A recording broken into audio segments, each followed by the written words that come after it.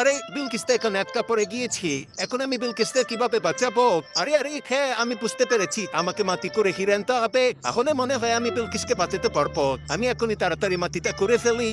আরে আরে উপর থেকে পাথর পড়ছে কেন? আমার তো অনেক ব্যথা লাগতেছে। সমস্যা নেই, আমাকে বিলকিসকে বাঁচাতেই হবে। আরে আরে এখানে থেকে হিরে রয়েছি।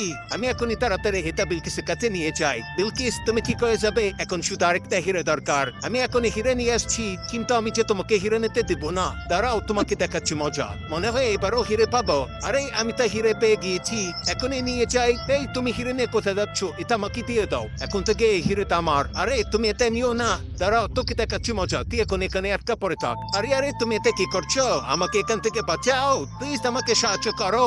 এখন বিলকিস শুধু আমার হয়ে যাবে। এই বিলকিস তুমি উঠে বড়, আমি তোমাকে বাঁচিয়েছি।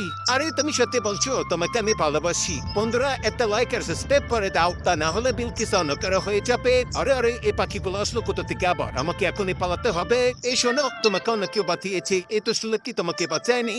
এই দুষ্ট লোকটি তোমার প্রিয় মানুষের কাছ থেকে এই হিরেটি নিয়ে এসেছি। তুমি আর দেরি করো না, এখন তাড়াতাড়ি তোমার প্রিয় মানুষকে বাঁচাও। আরে তুমি কি বলছো? আমি এখনই তাড়াতাড়ি ওকে বাঁচাবো। এ রাজু তুমি চিন্তা করো না, আমি এসে পড়েছি। আরে আরে বিলকিস তুমি আমাকে বাঁচাতে চলে এসেছো।